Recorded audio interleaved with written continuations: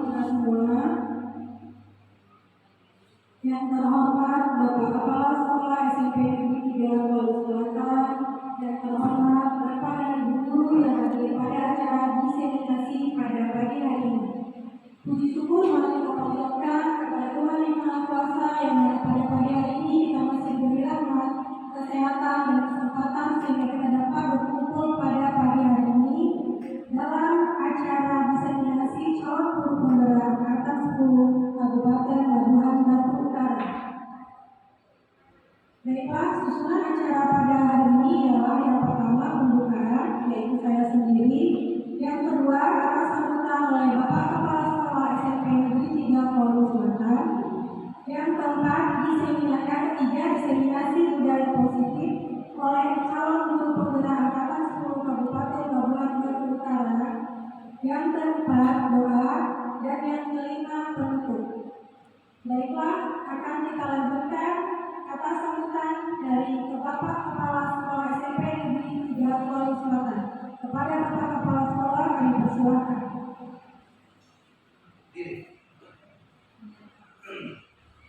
Baik. Assalamualaikum warahmatullahi wabarakatuh.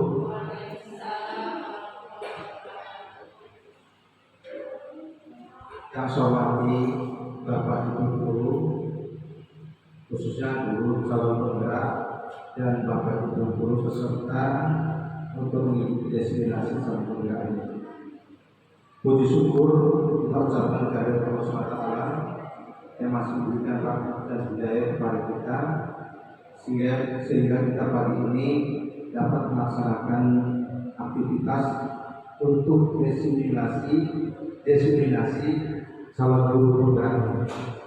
Selanjutnya tentu tak lupa kita ucapkan selamat dan salam kepada junjungan kita Nabi Muhammad SAW beserta sahabatnya.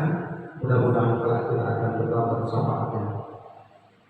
Ibu-ibu yang saya hormati, sebelumnya saya mengucapkan ribuan terima kasih kepada khususnya kepada Ibu Ratna dan Bu Nurdiana yang pada saat ini melaksanakan diseminasi calon guru penggerak.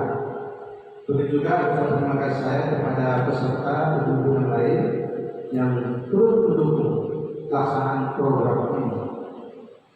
Kami tentunya sebagai pihak sekolah, sebagai kepala sekolah sangat bangga apabila ada guru yang ingin meningkatkan kualitasnya, ya termasuk ini calon guru penggerak ini. Harapan saya dengan adanya calon guru penggerak ini atau destinasi ini dari ibu berdua ini sebagai calon guru penggerak dapatlah menularkan nantinya kepada guru-guru kita sebagai teman sejawat, sehingga guru-guru kita pun dapat mengikuti gerak langkah mereka, ya, agar pendidikan SMP Negeri 3 Walu Selatan ini akan lebih baik. Harapan saya juga kepada ibu-ibu yang masih ada kesempatan untuk mengikuti CGP atau calon guru penggerak ini, ikutilah terus. Terkecuali memang tidak ada peluang, mungkin usianya sudah tidak memenuhi.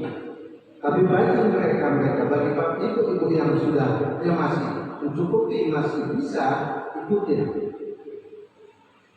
Nah, dengan seperti ini, destinasi atau seminar ini, harapan saya kepada Ibu Ratna dan Bu Nurdiana dapat mengembangkan terus, ya, kualitas pendidikannya,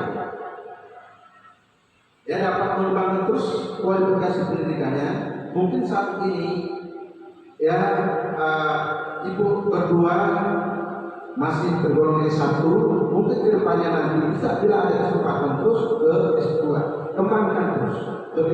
Begitu juga program-program dari Menteri Pendidikan ini seperti CGP ini terus kita laksanakan.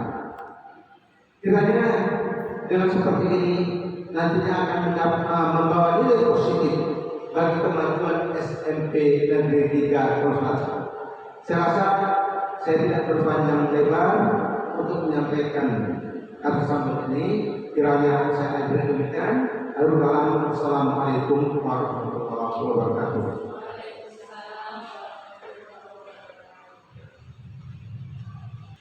Terima kasih kepada Bapak Kepala Sekolah yang telah memberikan kata sambutannya.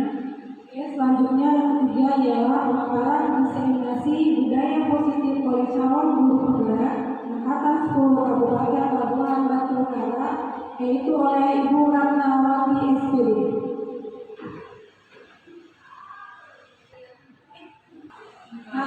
Saya ralat. Yang ketiga, pemaparan diseminasi budaya positif oleh calon guru penggerak angkatan 10 Kabupaten Labuhan Batu Utara oleh Ibu Luliana SPD. Assalamualaikum warahmatullahi wabarakatuh. Selamat pagi Bapak Ibu guru yang berkenan hadir dalam acara diseminasi yang khususnya acara ini adalah acara program dari calon guru penggerak, yaitu aksi nyata modul 1.4. Karena sudah beberapa minggu ini kami mengikuti calon guru penggerak dan sekarang memasuki modul 1.4, yaitu mengenai budaya positif di sekolah. Jadi kami sebenarnya ya Bapak Ibu tidak menggurui ataupun tidak merasa sok pintar, tapi karena kami memang ada tugas aksi nyata yang untuk membuat diseminasi budaya positif ini di sekolah. Diseminasi itu adalah penyebaran informasi yang kami selenggarakan pada pagi hari ini dalam aksi nyata modul 1.4. Oke, sebelumnya Bapak Ibu, kita ice breaking sejenak ya. Dipersilakan Bapak Ibu berdiri sejenak.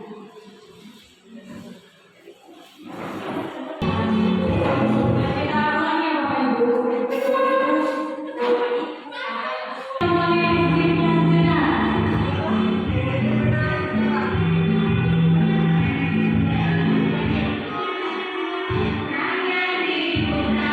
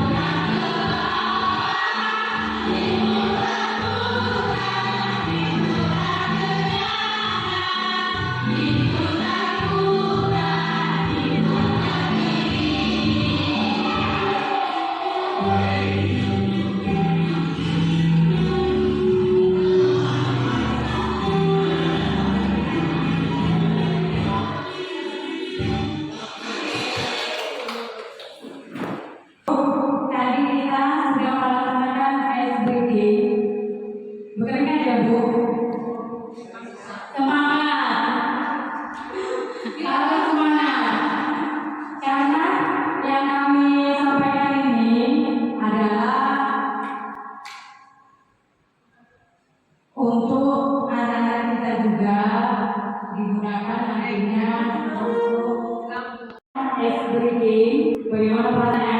Semangat? Bagaimana? Oke, sampai materi ini adalah karena kami guru, tapi memang ini adalah UTGP, itu kata modul budaya politik di sekolah. Adapun materi di sini pada hari ini ada materi karena ada di sekolah kita ini ada 2 orang, yaitu saya dengan Bu Ratna, maka kami membagi materi ini menjadi 2 bagian. Bagian saya 1 sampai 3, 4 sampai 5 itu nanti akan disampaikan oleh Ibu Ratnawi. Materi diseminasi yang pertama adalah prinsip dan nilai-nilai kebenaran universal. Kemudian yang kedua, motivasi, hukuman dan penghargaan dan restitusi. Yang ketiga yaitu keyakinan kelemahan adalah prinsip dan nilai-nilai kebenaran universal. Kemudian yang kedua, motivasi, hukuman dan penghargaan dan restitusi. Yang ketiga yaitu keyakinan kelak yang berdasarkan rusak dan dia berkualitas. Yang mana restitusi atau kontrol. Kemudian yang restitusi itu sedia restitusi. Oke, silakan kami melaksanakan aksi nyata budaya positif ini, yaitu nilai-nilai dan kebiasaan-kebiasaan di sekolah yang berpihak pada murid agar mereka dapat berkembang menjadi pribadi yang kritis, penuh hormat dan tanggung jawab. Tujuan aksi nyata yang pertama, murid merasa terlibat dan bertanggung jawab dalam menjalankan disiplin. Yang kedua, murid merasa terlibat dan bertanggung jawab dalam menjalankan disiplin. Yang kedua, murid merasakan proses mencari kondisi untuk memperbaiki kesalahannya sehingga karakter mereka lebih kuat ketika kembali pada kelompoknya. Kita pertama yaitu eksplorasi konsep disiplin positif nilai-nilai kebajikan universal. Berikut yang pertama itu perubahan paradigma. Coba ibu-ibu kita perhatikan dulu kira-kira kegiatan kepalan tangan ini. Kegiatan kepalan tangan ada 2 orang, Anda dan teman Anda. Anda adalah A, tugas Anda adalah mengepalkan salah satu tangan Anda. Coba Anda bayangkan bahwa Anda menyimpan sesuatu yang sangat berharga di dalam kepalan tangan Anda. Kemudian Anda perlu menjaga benda tersebut sekuat tenaga karena begitu pentingnya untuk kehidupan Anda. Kemudian rekan Anda mencoba dengan segala cara untuk membuka kepalan tangan Anda. Teman Anda boleh membujuk, menghardik, mengintimidasi, memarahi, menggoda, menggelitik, bahkan menawari Anda uang agar Anda bersedia membuka kepalan tangan Anda. Kira-kira kalau ini kejadiannya, apa yang akan terjadi? Karena yang kita genggam itu adalah yang sangat berharga. Nah, kira-kira apa yang akan terjadi? Walaupun kan ada juga kadang orang sudah digoda pun dia nggak mau karena itu sangat berharga menurut dia. Ada sudah digoda, dibikinin baru dibukanya tangan tadi. Nah, kenapa bisa demikian? Next, kemungkinan yang terjadi yang pertama bersedia membuka misalnya karena ada iming-iming yang akan diberikan atau karena ada hukuman, ancaman dan sebagainya. Tadi menghardik ya kan Bu. Atau yang kedua tetap bertahan dengan genggamannya walaupun apa yang terjadi tetap kita genggam karena menurut kita sesuatu yang berharga itu orang lain tidak perlu tahu. Nah, kemudian ini menurut Dr. William Glasser merumuskan miskonsepsi tentang makna kontrol. Makna kontrol ini yang pertama, ilusi guru mengontrol murid. Ini hubungannya dengan tadi kepala tangan tadi ya ibu-ibu. Ilusi guru mengontrol murid. Pada dasarnya kita tidak dapat memaksa murid untuk berbuat sesuatu jikalau murid tersebut memilih untuk tidak melakukannya, walaupun tampaknya kita sedang mengontrol perilaku murid tersebut. Hal ini mungkin murid tersebut sedang mengizinkan dirinya dikontrol. Saat itu bentuk kontrol guru menjadi kebutuhan dasar yang dipilih murid tersebut. Teori kontrol menyatakan bahwa semua perilaku memiliki tujuan, bahkan setiap perilaku yang tidak disukai. Nah, ini ilusi guru mengontrol murid. Kita kan selalu berpendapat bahwa kamu harus ikut aturan saya. Saya gurunya, kamu yang sebagai murid harus ikut aturan saya. Kita kan sering berpendapat seperti itu, bahwa murid harus patuh dengan kita.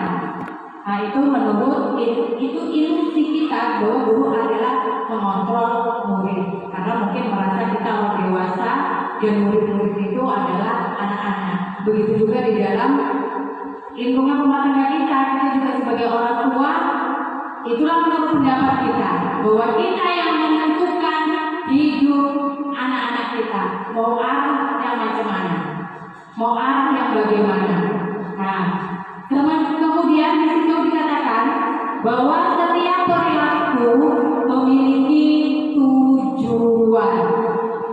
Setiap perilaku murid itu memiliki tujuan, baik perilaku positif atau perilaku negatif. Kalau perilaku positif mungkin dia mengerjakan tugas yang kita suruh dikerjakannya dengan sebaik-baiknya, atau ada juga murid yang menurut kita bandel. Nah, mereka tidak mau mengerjakan tugas karena apa? Nah, pasti ada tujuannya. Kemudian yang kedua, ilusi bahwa semua penguatan positif efektif dan bermanfaat. Penguatan positif efektif dan bermanfaat. Penguatan positif itu apa? Bujukan.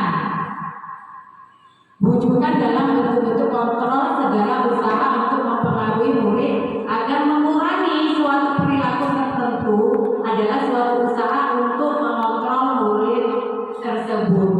Nah, bujukan, misalnya kamu kerjakan ini, nanti saya beri hadiah ini.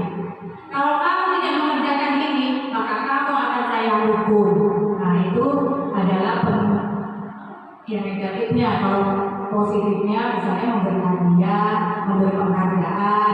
Nah, dalam teori kontrol ini nanti bermanfaat tidak, akan kita bahas di berikutnya. Kemudian yang ketiga, ilusi bahwa kritik dan membuat orang merasa bersalah dapat menguatkan karakter, yaitu menggunakan kritik dan rasa bersalah untuk mengontrol murid menuju pada identitas gagal. Mereka belajar untuk merasa buruk tentang diri mereka. Mereka mengembangkan dialog diri yang negatif. Kadang-kala sulit bagi guru untuk mengidentifikasi bahwa mereka melakukan perilaku ini, karena seringkali guru cukup menggunakan suara halus untuk menyampaikan pesan positif. Misalnya apa yang harus kita lakukan? Misalnya, kenapa kamu berbuat seperti ini? Gak kasihan nengok mama. Kenapa kau jahat? Gak kasihan kau nengok mama. Ya kan, itu kan sebenarnya bujukan, rayuan. Kita mengungkapkannya secara halus, tetapi itu adalah hal-hal yang dilakukan negatif walaupun menyampaikannya secara halus. Tolonglah bantu saya, tolonglah bantu ibu, jangan ribut di ruangan ini. Nah, ini adalah merupakan membuat orang merasa bersalah dengan yang apa kita ucapkan. Kemudian yang keempat, ilusi bahwa orang dewasa memiliki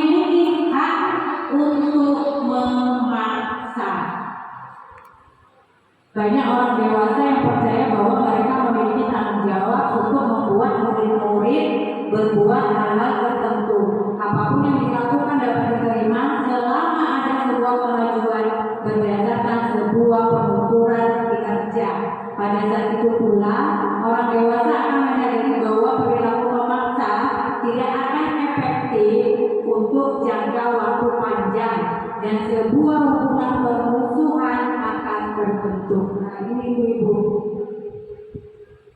Misalnya kita memaksa orang untuk mengerjakan sesuatu. Karena kita beri hukuman, maka dia akan mengerjakannya. Tapi ini hanya dalam jangka pendek, bukan dalam jangka panjang. Misalnya hari ini di tahun ini misalnya wali kelasnya saya terlalu judes mungkin di kelas itu.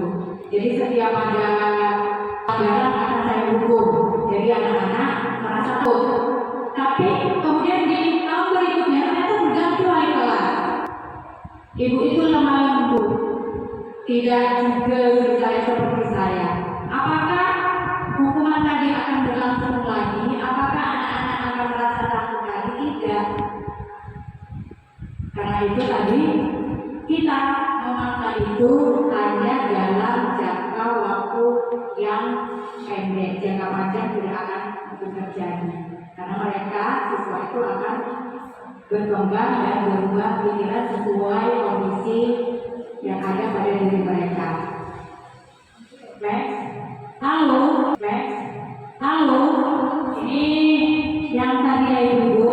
Siapakah pemegang kontrol sesungguhnya pada genggaman tangan tadi? Next. Yang memegang peranan kontrol itu adalah kita sendiri. Apakah kita membuka atau menutup kepalan tangan kita? Itu tergantung pada diri kita masing-masing sesuai dengan kebutuhan dasar saat itu. Nah, kalau sesuai dengan kebutuhan saat itu, kalau saat itu kita memang ingin kita buka, ya kita buka. Kalau kita memang mempertahankannya, ya harus kita pertahankan. Jadi memegang peranan kontrol dari kepala tangan tadi adalah kita sendiri. Next. Perubahan paradigma teori kontrol atau ilusi kontrol. Yang pertama adalah ilusi guru mengontrol murid. Yang kedua, ilusi bahwa semua perbuatan positif, efektif, dan bermanfaat. Yang ketiga, ilusi bahwa kritik dan membuat orang merasa bersalah dapat menguatkan karakter. Yang keempat, ilusi bahwa orang dewasa memiliki hak untuk memaksa. Tadi adalah ilusi kontrol. Kemudian berikutnya ini adalah perubahan paradigma antara stimulus respon dan teori kontrol. Sebenarnya siapa sesungguhnya yang memegang, yang memiliki kontrol? Kalau pada teori stimulus respon, pertama itu kita mencoba mengubah orang agar berpandangan sama dengan kita. Orang harus sama dengan kita. Tapi kalau pada teori kontrol, kita berusaha memahami pandangan orang lain tentang dunia. Kemudian yang kedua, perilaku buruk dilihat sebagai kesalahan. Ya kan, kita kan selalu melihat kalau murid jahat, murid melakukan perilaku buruk lah, tapi kita anggap itu adalah kesalahan. Itu salah, tidak boleh. Kenapa? Nah, harusnya ada solusinya. Kenapa tidak boleh dilakukan? Nah, kalau pada teori kontrol, semua perilaku memiliki tujuan. Apa tujuan mereka untuk melakukan hal yang dilakukannya? Kemudian yang ketiga, pada stimulus respon, orang lain bisa mengontrol saya. Kalau pada teori kontrol, sebaliknya hanya Anda yang bisa mengontrol diri Anda. Kemudian yang keempat, pada stimulus respon, saya bisa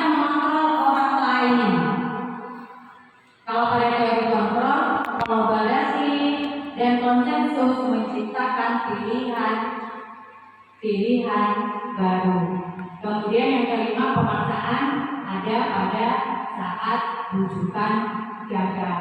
Ya, kalau udah gagal, pasti kita paksa untuk melakukan yang kita perintah. Kalau ada pemaksaan dengan cara apa ya kan? Pasti membuat hukuman. Berikutnya, kalau stimulus respon itu mau saya berpikir menang atau kalah. Tapi pada teori kontrol itu model berpikirnya adalah menang. Next. Kemudian yang berikutnya adalah disiplin. Pada budaya positif ini, budaya positif di sekolah, salah satunya yang mempengaruhi ada budaya positif di sekolah adalah disiplin. Kita sering menghubungkan disiplin itu dengan keteraturan, peraturan, tata tertib, hukuman. Nah, itu adalah disiplin. Tapi pada dasarnya itu bukanlah disiplin. Kalau disiplin begini, kalau menurut kita sehari-hari mungkin harus ada hukuman. Kalau tidak mengerjakan peraturan sekolah harus dihukum. Kalau tidak mengerjakan keyakinan kelas harus dihukum misalnya. Nah, tapi kalau pada kata disiplin ini bukan itu poinnya. Disiplin itu tidak menghukum. Dan yang pasti tidak boleh adanya penghukuman pada kata disiplin. Jadi apa makna disiplin?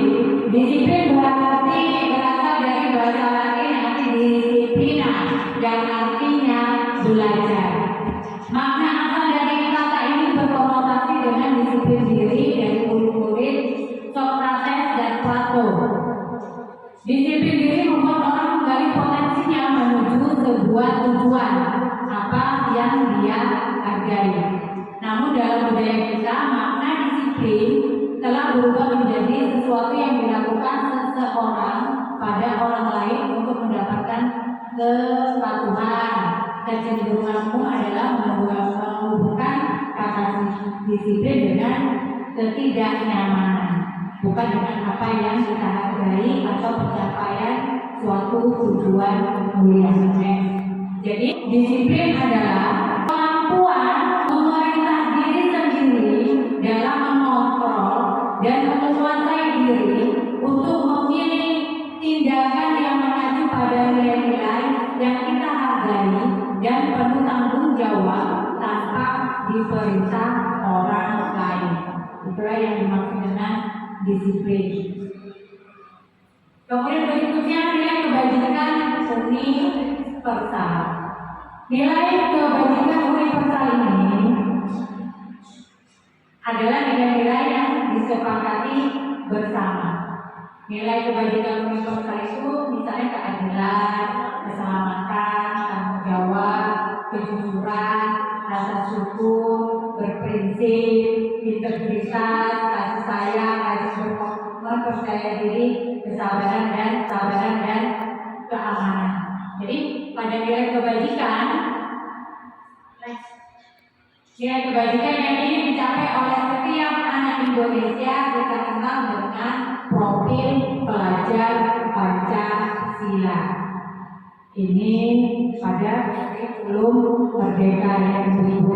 Jadi profil pelajar Pancasila itu apa saja? Ada 6 poin. Yang pertama, beriman, bertakwa kepada Tuhan Yang Maha Esa dan berakhlak mulia. Kemudian berkebinekaan global. Kemudian mandiri, bernalar kritis, bergotong royong, dan kreatif.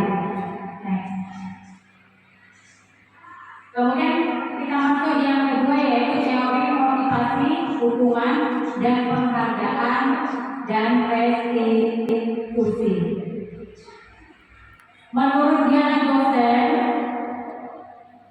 menyatakan ada 3 motivasi perilaku manusia, Ini berhubungan dengan yang tadi. Nah, motivasi kita apa? Ada 3 menurut Diana Gosen. Yang pertama, untuk menghindari ketidaknyamanan atau hukuman. Untuk menghindari ketidaknyamanan atau hukuman. Ini adalah tingkat terendah dari motivasi perilaku manusia. Biasanya orang yang motivasi perilakunya untuk menghindari hukuman atau ketidaknyamanan akan bertanya, apa yang akan terjadi bila saya tidak melakukannya? Sebenarnya mereka sedang menghindari permasalahan yang mungkin muncul dan berpengaruh pada mereka secara fisik, psikologis maupun tidak terpenuhinya kebutuhan mereka bila mereka tidak melakukan tindakan tersebut.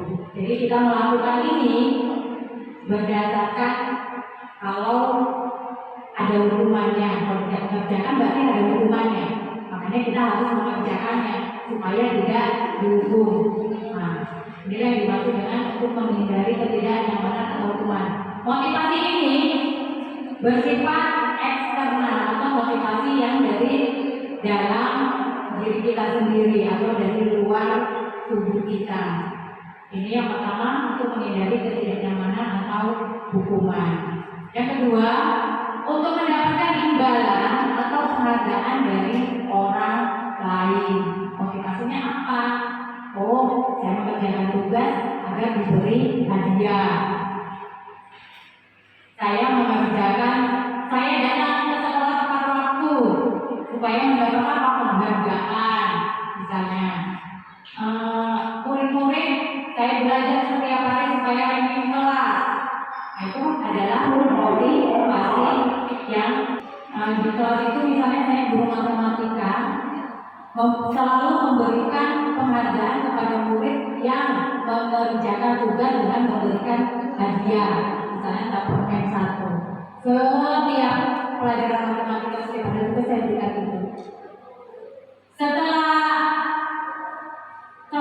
tingkat kelas berikutnya, ternyata bukan saya yang menjadi guru matematikanya, orang lain.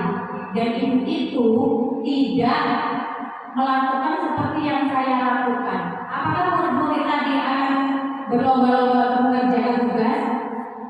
Tidak, ya kan? Nggak kayak ibu itu.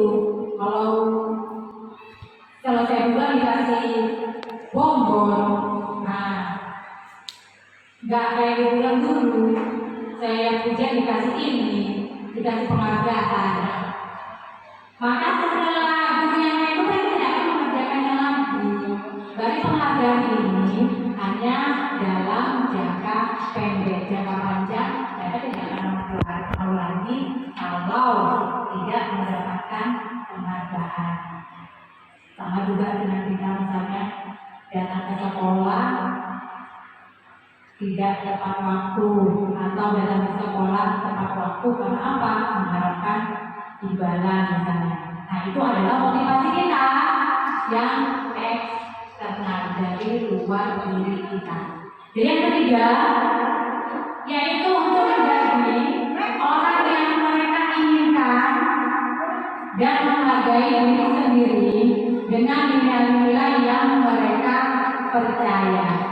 Ini adalah motivasi internal. Ini sebenarnya motivasi yang harus kita tuju. Jadi ini adalah disiplin yang sebenarnya. Kita bisa melakukan semua kegiatan tanpa adanya iming-iming atau imbalan. Next. Sebuah pertanyaan yang patut kita renungkan tentang motivasi kita. Bila di sekolah Anda tidak ada aturan yang memberi surat teguran bagi karyawan yang sering datang terlambat, atau tidak ada atasan yang memberikan Anda penghargaan menjadi karyawan terbaik karena sering tepat waktu, apakah Anda akan tetap datang tepat waktu untuk mengajar murid-murid Anda? Nah, kita renungkan. Nah, itu jawabannya ada pada diri kita sendiri. Next. Berikutnya hukuman. Hukuman kita bicara hukuman, hukuman ini adalah bersifat tidak terencana atau tiba-tiba. Anak atau murid tidak tahu apa yang akan terjadi dan tidak dilibatkan. Hukuman bersifat satu arah dari pihak guru yang memberikan, dan murid hanya menerima suatu hukuman tanpa melalui suatu kesepakatan atau pengarahan dari pihak guru, baik sebelum atau sesudahnya. Nah, ini yang disebut dengan hukuman. Berikutnya, konsekuensi. Konsekuensi sudah terencana atau sudah disepakati, sudah bahas dan disetujui oleh murid dan guru. Umumnya berbentuk konsekuensi dibuat oleh pihak guru atau sekolah, dan murid sudah mengetahui sebelumnya konsekuensi yang akan diterima jika ada pelanggaran. Nah, ini beda hukuman dan konsekuensi. Kalau hukuman kita yang memberikan aturannya, murid yang diberitahu contohnya. Misalnya murid tidak mengerjakan tugas. Nah, suruh bernyanyi bu. Nah, kawannya, apa ini kira-kira hukumannya?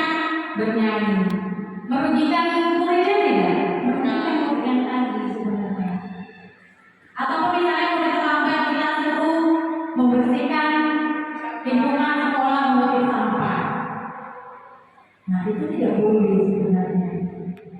Walaupun hukumannya bernilai positif atau negatif. Karena apa?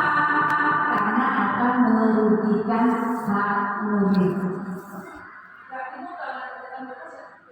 Nah, nanti akan dibahas berikutnya oleh Bu Ratna, restitusi namanya. Nah, jadi hukuman itu tidak boleh karena merugikan murid. Konsekuensi, kalau konsekuensi itu sudah disepakati. Misalnya, murid tidak mengerjakan tugas. Jadi kalau dia tidak mengerjakan tugas, konsekuensinya apa? Berarti nilainya rendah. Murid jarang datang ke sekolah. Berarti konsekuensinya apa? Dia tidak kelas atau nggak pernah datang ke sekolah ya kan Bu? Nah, itu adalah konsekuensi. Itu kan hukum, itu bukan hukuman tapi konsekuensi. Berikutnya restitusi. Nah, ini tadi hukuman tidak boleh, tapi kita harus melakukan restitusi. Di PNM ada yang kemarin akan apa itu restitusi. Restitusi itu adalah proses menciptakan kondisi bagi murid untuk memperbaiki kesalahan mereka sehingga mereka bisa kembali pada kelompok mereka dengan karakter yang lebih kuat. Jadi murid tidak boleh duduk. Tapi apa? Harus kita restitusi. Jadi kerjaan guru itu banyak. Merestitusi satu-satu murid dari 30 orang dalam satu kelas itu 35. Tadi kan mana itu tugas kita ibu-ibu. Nah, kalau satu beberapa kelas, jadi sebenarnya hukuman tidak boleh, tapi harus kita lakukan dengan restitusi. Nah, restitusi ini nanti akan ditangguti oleh Bu Ratna. Jadi restitusi itu yang pertama, restitusi bukan untuk menebus kesalahan, namun untuk belajar dari kesalahan. Next, restitusi memperbaiki hubungan. Next, restitusi adalah tawaran, bukan paksaan. Tak boleh kita memaksa. Jadi restitusi tawaran. Berikutnya, restitusi menuntut untuk melihat ke dalam diri. Next, restitusi mencari kebutuhan dasar yang mendasari tindakan. Berikutnya, restitusi adalah cara yang paling baik daripada kita menghukum murid, maka kita harus melakukan restitusi. Berikutnya, restitusi menguatkan. Nah, setelah kita restitusi, maka murid tersebut akan merasa kuat. Mereka bisa kembali kepada kelompoknya tanpa ada hambatan, canggungan dan sebagainya. Berikutnya, restitusi fokus pada solusi. Nah ini restitusi itu fokus pada solusi. Kalau hukuman kan tidak ada solusinya. Bisa-bisa karena kita menghukum murid itu akan dendam kepada kita. Tapi kalau restitusi kita akan mencari solusi secara bersama-sama. Nah, kira-kira ini masalah yang akan kita bahas. Misalnya, ini ada sebuah masalah IPA kurang menguasai pelajaran matematika, sehingga pada saat pelajaran tersebut berlangsung, dia lebih banyak berdiam diri atau menggambar di buku pelajarannya. Pada saat ibu guru matematikanya, Pak Seno, menanyakan pertanyaan, IPA menjadi gugup dan tak sengaja menjatuhkan tasnya dari kursi, serta tiba-tiba menjadi gagah pada saat berupaya menjawab. Seluruh kelas pun tertawa melihat perilaku IPA yang bicara tergagap dan terkejut tersebut. Pak Seno pada saat itu membiarkan teman-teman IPA menertawakan IPA yang tergagap dan malu luar biasa, dan malahan minta IPA untuk maju ke depan dan berdiri di depan kelas sambil menunjuk hidungnya karena tidak bisa menjawab pertanyaan Pak Seno. Kelas makin gaduh dan anak-anak pun tertawa melihat IPA di depan kelas memegang hidungnya. Pertanyaannya, apakah Anda setuju dengan tindakan Pak Seno terhadap IPA? Nah, tadi itu adalah cara hukumannya kan. Kira-kira kok seperti itu. Nah, malu, drop dan sebagainya kan Ibu. Kemudian menurut Anda tindakan Pak Seno terhadap IPA adalah sebuah hukuman atau konsekuensi? Hukumannya kan Bu, yang menghukuman si IPA. Next. Kemudian yang ketiga adalah keyakinan kelas. Nah, mengapa keyakinan kelas bukan peraturan kelas? Nah, lanjut. Pembentukan keyakinan kelas di sekolah. Keyakinan kelas itu adalah bentuk peraturan yang kita buat di dalam kelas dan murid ikut terlibat dalam membuat keyakinan kelas. Keyakinan kelas bersifat lebih abstrak daripada peraturan yang lebih rinci dan konkret. Keyakinan kelas berupa pertanyaan-pertanyaan universal. Keyakinan kelas senantiasa dibuat dalam bentuk positif. Keyakinan kelas hendaknya tidak terlalu banyak sehingga mudah didengar dan dipahami oleh semua warga kelas. Keyakinan kelas sebaiknya sesuatu yang dapat diterapkan di lingkungan tersebut. Semua warga kelas hendaknya ikut berkontribusi dalam pembuatan keyakinan kelas lewat kegiatan curhat pendapat. Bersedia meninjau kembali keyakinan kelas dari waktu ke waktu. Jadi kelas ini kita buat di dalam kelas kita bersama dengan murid-murid. Contoh kata-kata yang ada di keyakinan kelas. Keyakinan kelas tadi tidak boleh menggunakan kalimat negatif, harus menggunakan kalimat positif. Contoh kalimat negatif apa? Jangan, tidak boleh, itu kalimat negatif. Jadi keyakinan kelas itu menggunakan kalimat positif. Contohnya, setiap anggota kelas perlu melakukan tugas, percaya dan menghormati orang lain serta barang miliknya. Tidak boleh mencuri. Itu bukan keyakinan kelas, tetapi peraturan kelas atau peraturan sekolah. Jadi peraturan sekolah itu yang dibuat oleh guru dan kepala sekolah. Jadi kalau keyakinan kelas itu dibuat oleh murid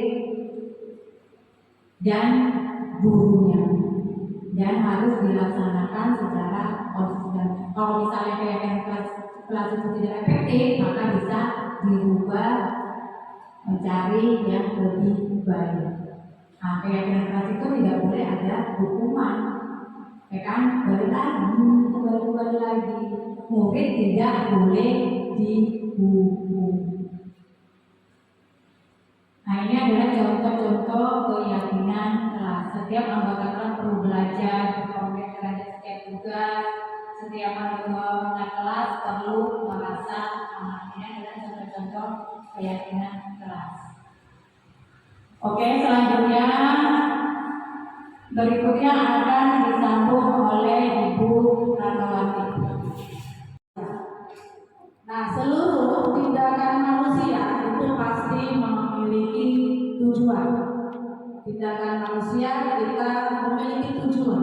Semua yang kita lakukan adalah usaha terbaik kita untuk mendapatkan apa yang kita inginkan. Ketika kita mendapatkan apa yang kita inginkan, sebetulnya saat itu kita memenuhi satu atau lebih dari satu kebutuhan dasar. Nanti saya akan menjelaskan lima kebutuhan dasar manusia.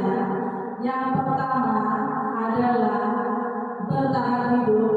Yang kedua adanya kasih sayang rasa diterima. Yang ketiga adanya kebebasan. Yang keempat kesenangan. Dan yang kelima adalah penguasaan. Next. Kebutuhan dasar manusia yang pertama. Kebutuhan dasar manusia yang pertama yaitu kebutuhan bertahan hidup atau survival.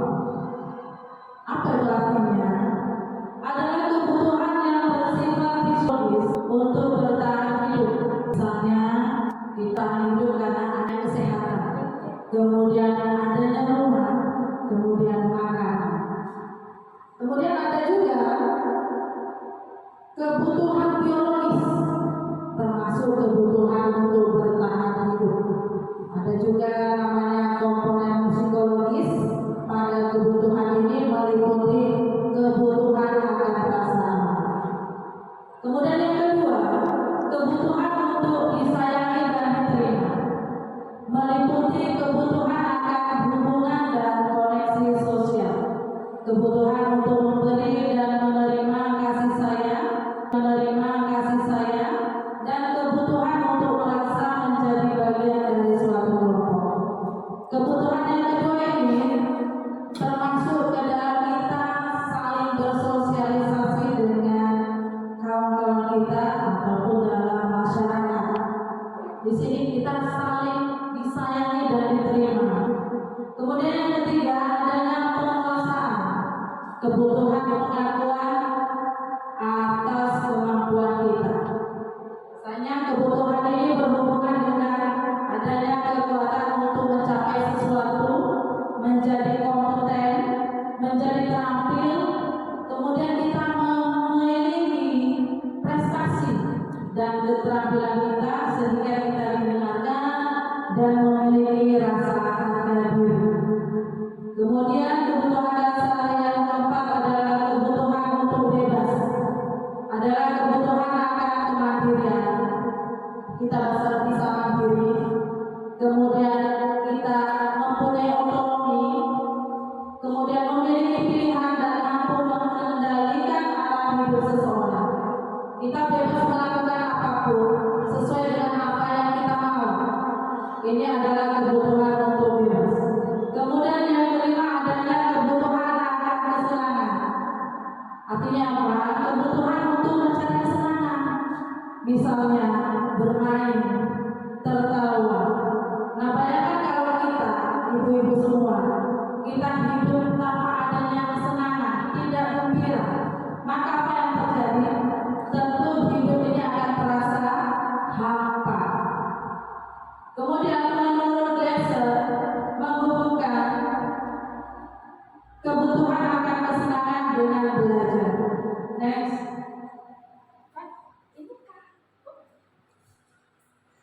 Di sini ada contoh kasus ya. Di sini ada Ibu Ambara, seorang wali kelas 2A di SD Pelita Hati, sedang bingung menghadapi ulas salah satu murid di kelasnya yang bernama Doni. Beberapa anak di kelas 2A datang kepada Ibu Ambara dan mengeluhkan Doni yang seringkali meminta bukan makan siang mereka dengan paksa. Jika Anda menghadapi situasi seperti Ibu Ambara,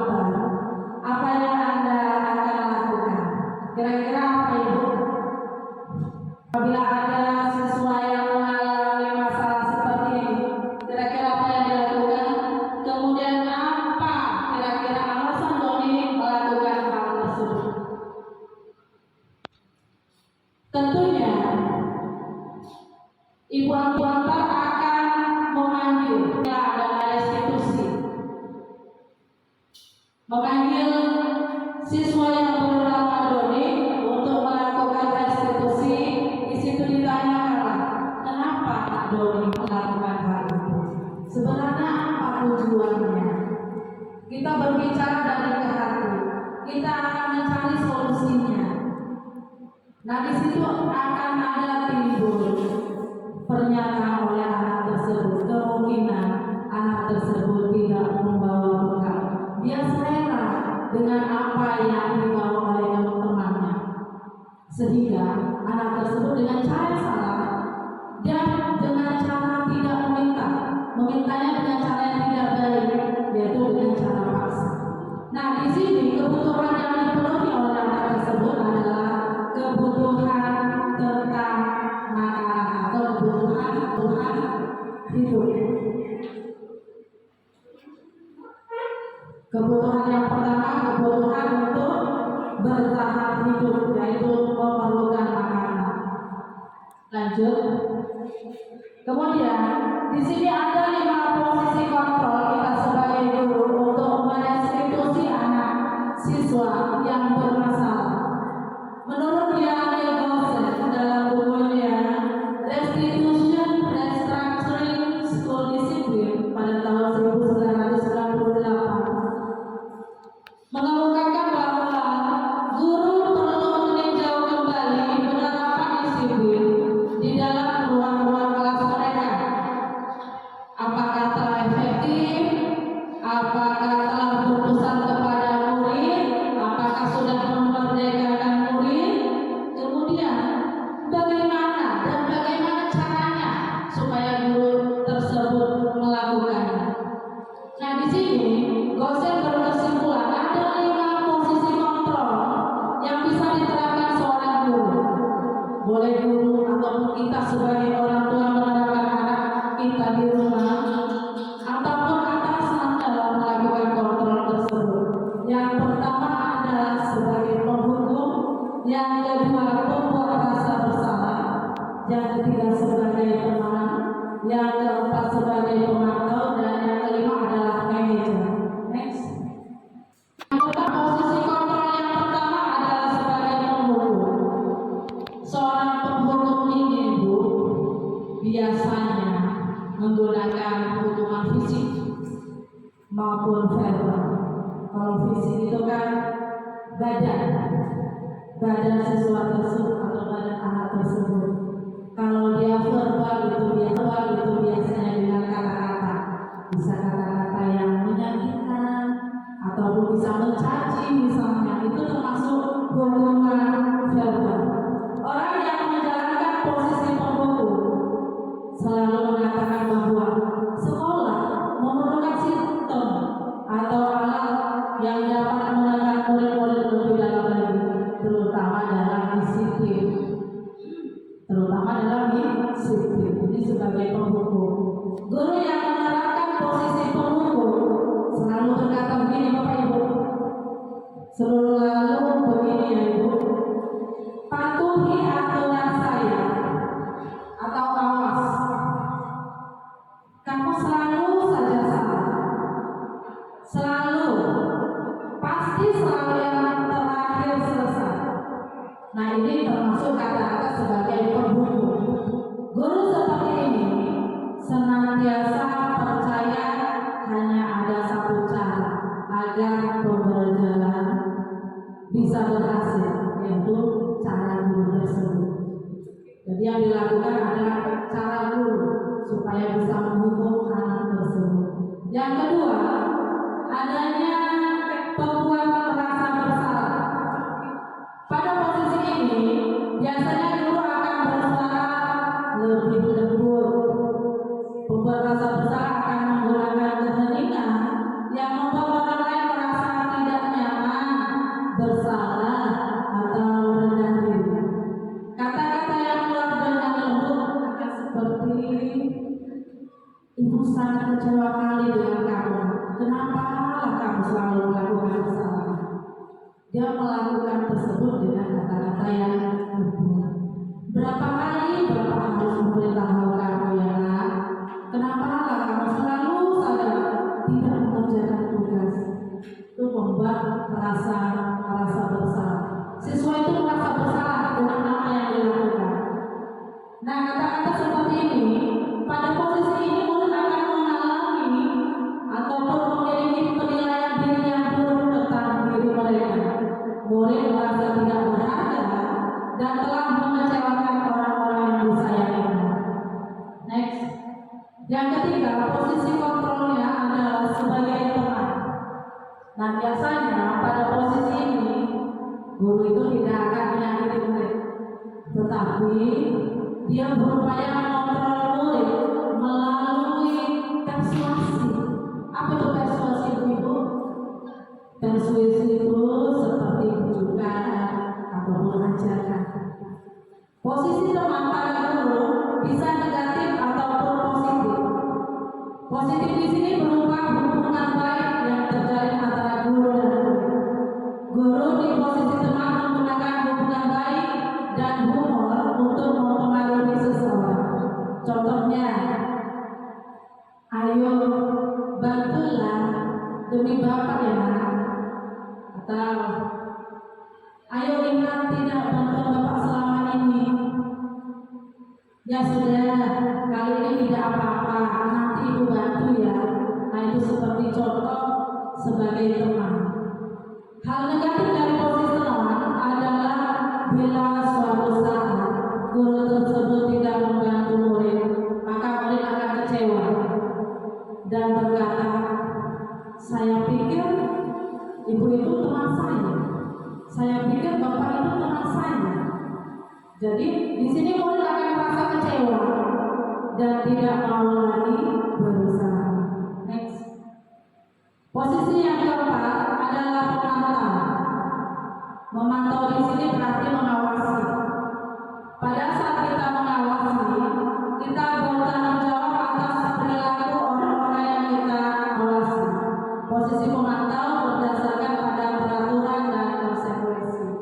Dengan menggunakan sanksi atau konsekuensi, kita dapat memisahkan hubungan pribadi dengan murid. Contoh dari pertanyaan pemantau, peraturannya apa? Apa yang telah kamu lakukan? Atau sanksi ataupun konsekuensi apa yang sudah ditetapkan di kelas ini misalnya. Di sini seorang pemantau sangat mengandalkan penghitungan, catatan, data yang digunakan sebagai bukti atas perilaku seseorang. Nah, yang kelima ini adalah posisi manajer. Manajer di sini di mana guru berbuat sesuatu bersama murid, mempersilahkan murid mempertanggungjawabkan perilakunya, mendukung murid agar dapat menemukan solusi atas permasalahannya sendiri. Seorang manajer memiliki keterampilan di posisi teman maupun pemantau. Dengan demikian, suatu waktu tertentu kembali kepada posisi tersebut bila diperlukan. Restitusi pada posisi ini dapat menjadikan murid kita seorang manajer. Seorang manajer akan berkata, apa yang kita yakini ya? Ini kembali kepada keyakinan kelas tadi. Di sini murid memberikan ataupun mencari solusi atas masalah yang terjadi. Jika kamu meyakininya, apakah kamu bersedia memperbaikinya? Nah, di sini murid tersebut mencari solusi atas kesalahan yang dia terima atau yang akan dia cari solusinya sendiri. Dan ini akan didiskusikan oleh guru sebagai pemantau. Seorang manajer bukannya memisahkan murid dari kelompoknya, tapi mengembalikan murid tersebut ke kelompoknya dengan lebih baik dan kuat. Materi selanjutnya mengenai segitiga restitusi. Menurut Yana Kosen dalam bukunya Restitution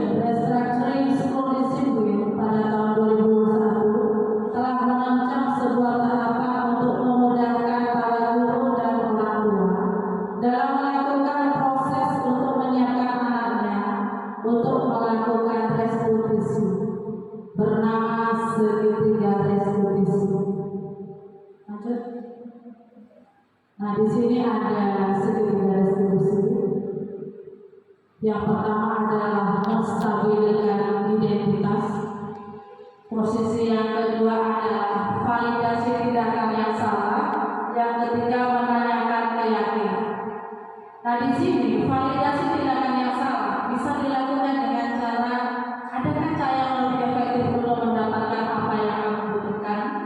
Itu misalnya pertanyaan-pertanyaannya.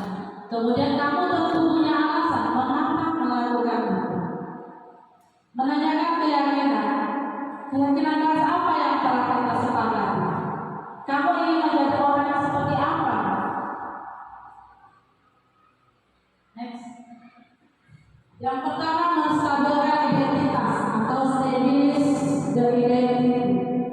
Bagian dasar dari segitiga adalah bertujuan untuk mengubah identitas anak dari orang yang gagal karena melakukan kesalahan menjadi orang yang sukses. Anak yang melanggar peraturan sedang mencari perhatian, yang sedang mengalami kegagalan. Dia mencoba untuk memenuhi kebutuhan dasarnya, namun ada benturan. Nah, kalau kita mendidik dia, maka kita akan tetap membuatnya dalam posisi gagal. Kalau kita ingin dia menjadi reflektif, maka kita akan ataupun harus meyakinkan si anak dengan cara mengatakan kalimat seperti ini. Berbuat salah itu tidak apa-apa. Yang kedua, tidak ada manusia yang sempurna. Saya juga pernah melakukan yang seperti itu. Yang ketiga, kita bisa menyelesaikan ini bersama-sama. Kemudian Bapak Ibu tidak tertarik mencari siapa yang salah, tapi Bapak Ibu ingin mencari solusi dari permasalahan ini. Kalimat yang selanjutnya, kamu berhak merasa begitu. Apakah kamu sedang menjadi teman yang baik buat dirimu sendiri? Nah, kalimat ini digunakan pada waktu kita mengkonseling ataupun memberi bantuan kepada dengan cara tatap muka ataupun dengan membuat kalimat-kalimat seperti ini. Sisi yang kedua yaitu validasi tindakan yang salah. Jika ada anak yang memiliki masalah, tentunya setiap tindakan dilakukan itu mempunyai tujuan, yaitu untuk memenuhi kebutuhan dasarnya. Nah, kalau kita memahami kebutuhan dasar apa yang mendasari sebuah tindakan, kita akan bisa menemukan cara-cara paling efektif untuk memenuhi kebutuhan tersebut. Kalimat yang mungkin akan kita gunakan, yang pertama, padahal kamu bisa melakukan yang lebih buruk dari ini ya.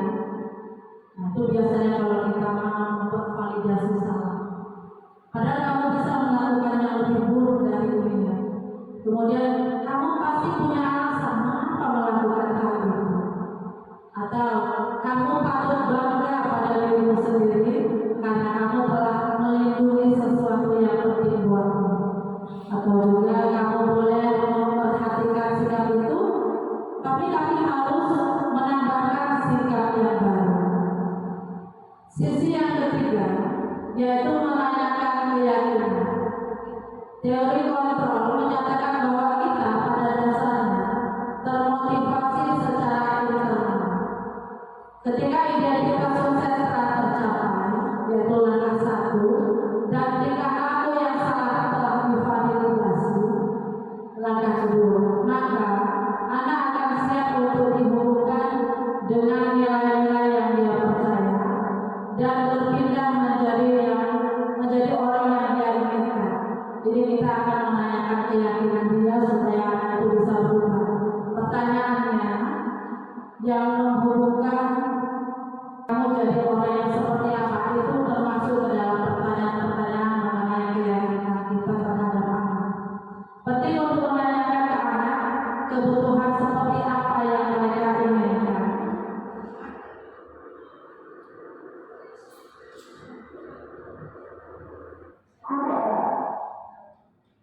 Baik Ibu, hanya itu yang bisa kami sampaikan mengenai materi disiplin positif.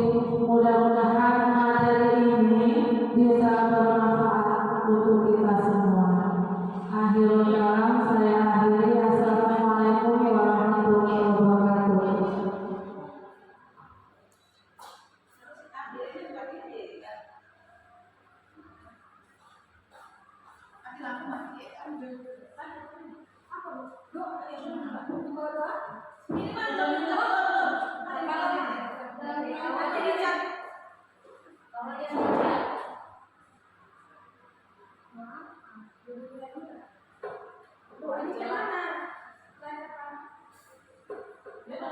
langsung aja. Terima kasih kepada kemudian waktu sudah memaparkan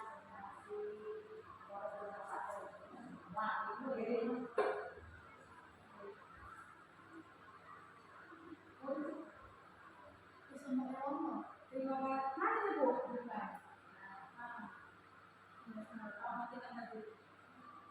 Terima kasih kepada Ibu Nuriana dan Ibu Rahmati yang telah memaparkan diseminasi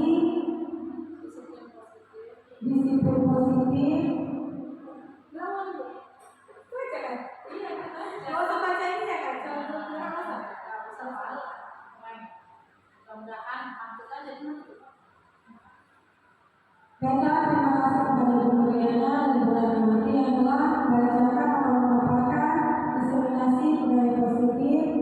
Mudah-mudahan dapat bermanfaat bagi kita semua.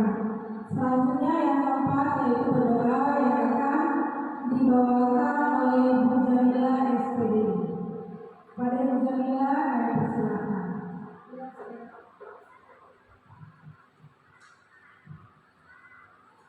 Astagfirullahaladzim, astagfirullahaladzim, astagfirullahaladzim. A'udzubillahi minasyaitonirrajim. Bismillahirrahmanirrahim.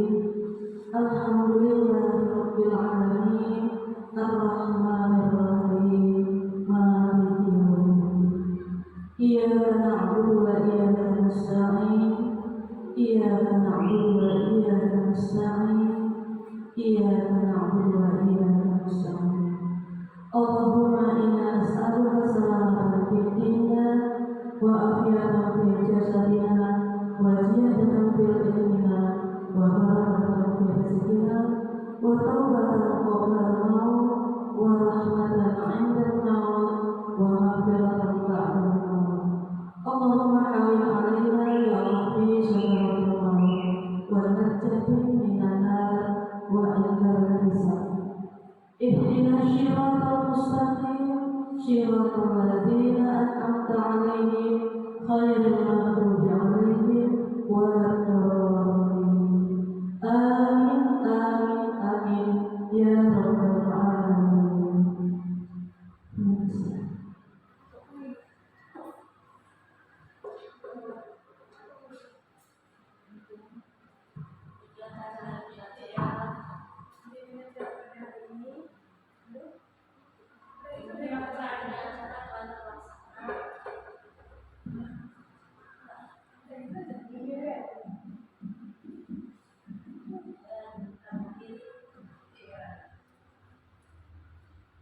Baiklah, demikian acara telah kita selesaikan. Maka dengan demikianlah dengan berakhirnya doa sebagai penutup pada hari ini.